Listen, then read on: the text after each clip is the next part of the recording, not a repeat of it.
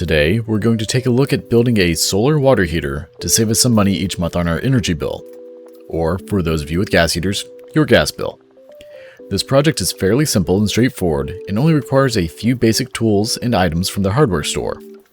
You'll want a 4x4 sheet of plywood, 2 2x3x8s, 1 1x2x8, and a sheet of glass, polycarbonate, or acrylic. In my case, I went with glass.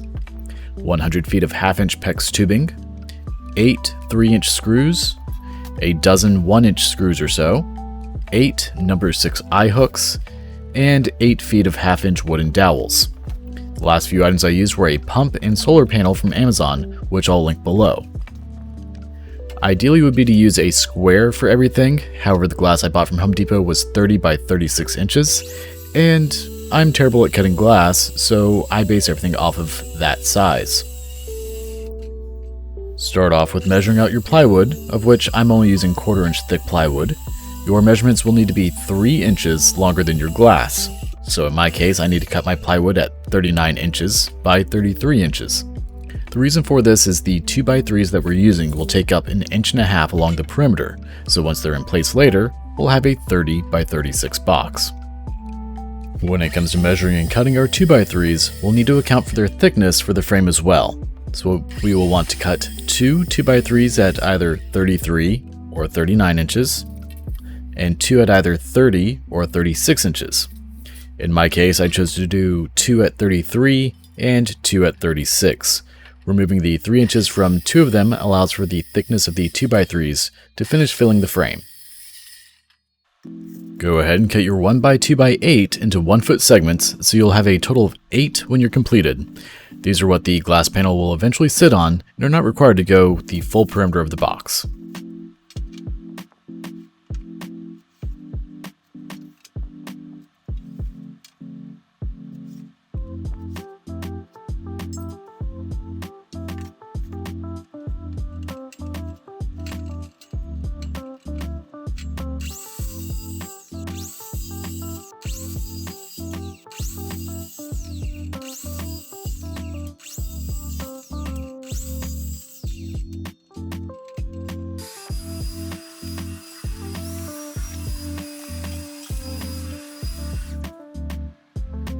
Now that our work area is cleaned up a bit, it's time to build the frame of the box.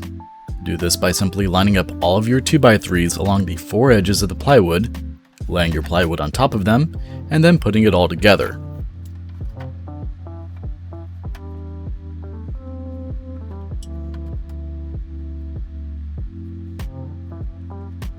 I opted to start with brad nailing it all together, which could be skipped for just screwing the pieces together, but I wanted it all to stay together while I pre-drilled all of my holes for screws. Once you have the frame held together for now, go ahead and flip it over. It's time to add supports for the glass. Adding the supports is relatively simple until the very last one. Simply take 2 of the 1x2s, laying one flat on the frame, and then standing another one on top of it. Add 2 brad nails or screws to the support. If you plan to do screws instead of brad nails, make sure to pre-drill the 1x2s as they are very prone to splitting.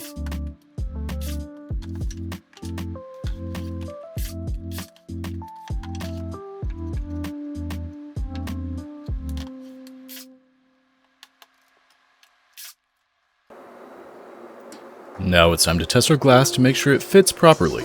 Make sure to put painter's tape or some other tape around the edge of the glass so as to not cut yourself on the sharp edges.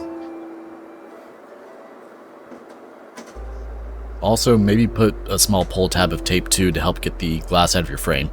Hindsight is 20/20 here.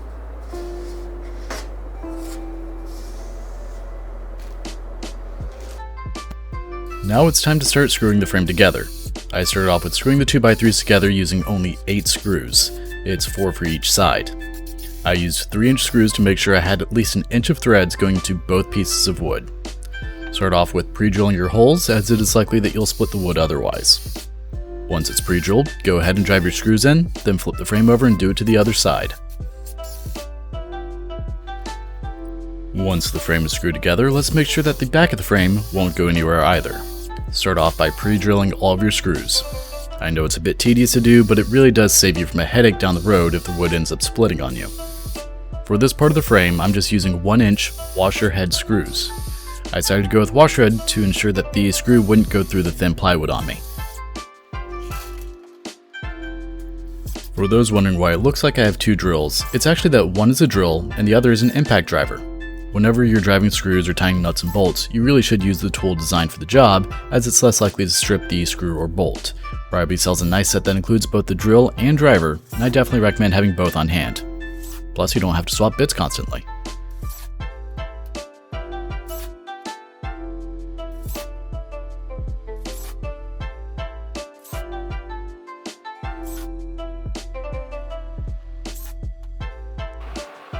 So this fun section took me like 20 minutes off video to actually figure out.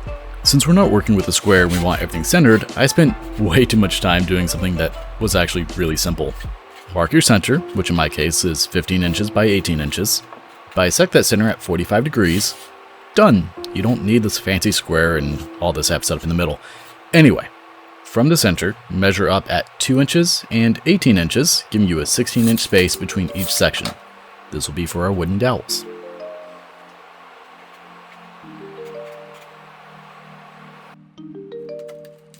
Next, go ahead and take out your 8 eye hooks for holding the dowels. Pre-drill your holes, as you'll be working way too hard to get these things in otherwise. Do be aware that since we're using such thin plywood, the eye hooks will be poking out of the bottom of the plywood. If this is a concern for you, add pieces of wood under it, such as a 1x2, and thread them into that as well.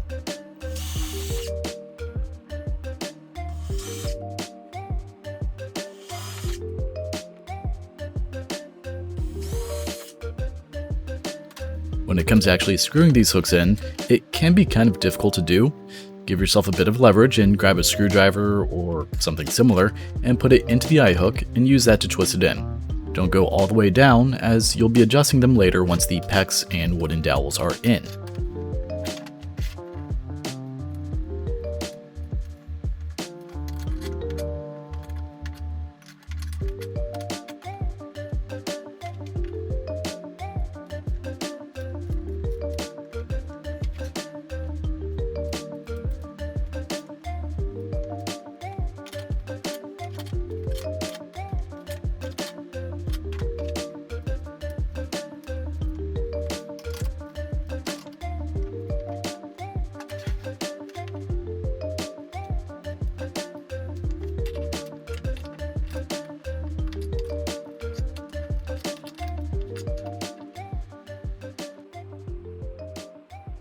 We now need to decide where we want our exit holes to be for the pecs.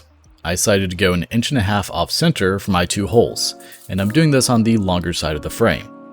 One mistake that I made here was I drilled both holes straight up and down. On the right hole, try to drill that one at a 45-degree angle to make your life a bit easier when it comes to feeding the pecs in. I eventually did this, but it was not on camera.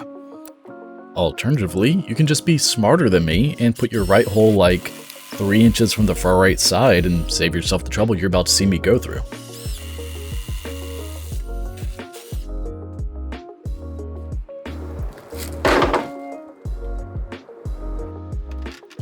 I recommend starting by feeding some of the pecs from the inside of the frame out, so you have all of your pecs inside of the frame. Otherwise, you'll be here for hours trying to feed it through the hole. I have to say, working with 100 feet of pecs like this is absolutely terrible and unruly. If you started closer to the side like I mentioned earlier, this would actually be a little bit easier than what you see me doing. I didn't record the full time of me doing this, as that would make this video way too long. But I started off by getting a few coils into the frame, then adding 1 wooden dowel initially, which, side note, they're cut at 18 inches long. My camera corrupted the footage of measuring and cutting them, so we don't have that. If you're doing this on a hot and sunny day, you can actually leave the pecs outside for an hour or so to help make it more malleable. Or you could use a heat gun or hairdryer to help with that as well.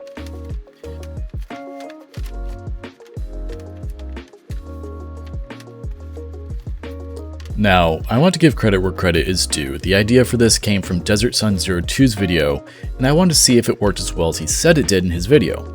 I'll be making a follow-up video on ways to improve this, and we'll likely have a few videos on the channel of different methods to see how they compare.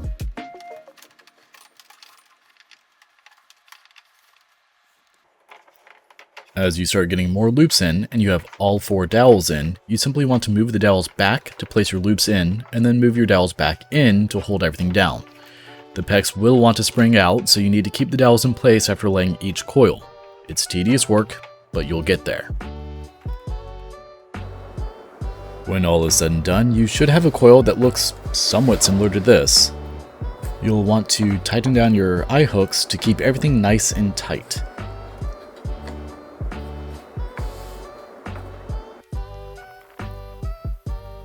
One of the last few steps, depending on what you're planning to do with this, is to paint the coils and the box.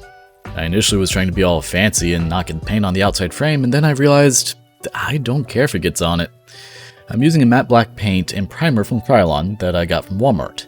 I went with matte black because that will cause it to absorb more heat than a gloss, which would reflect the heat in the sun.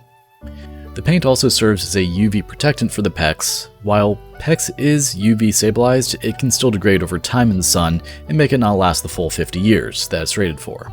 So having a coating of paint will help in that regard as well. You'll want to use the whole can, and it should sufficiently coat the whole surface. Work around from different angles to hit everything, as getting into the crevices of the loops is awkward to do at best.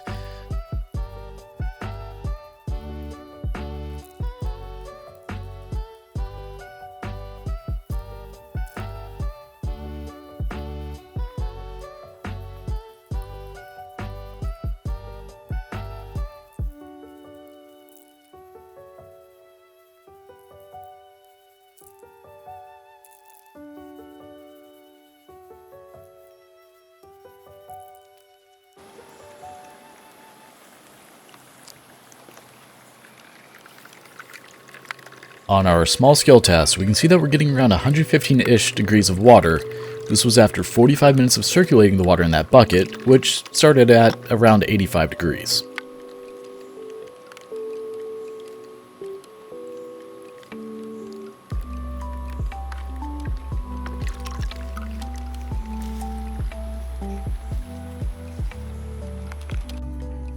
So it's been running for about 40 minutes.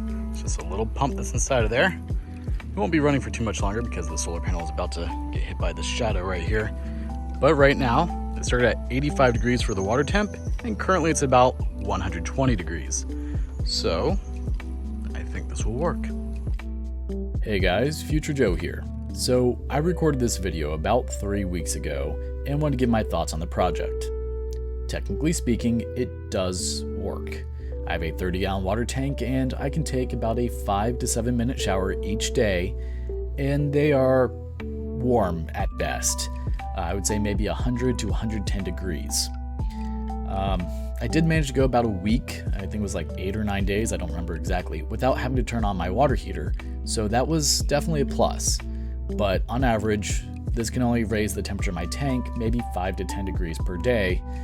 Bearing in mind that the water going in is around 85 degrees. So, I mean, maybe it's like 15, 20 degrees. It does work, but it's not great. I never managed to reach the 140 degree temperatures that Desert Sun had in his video.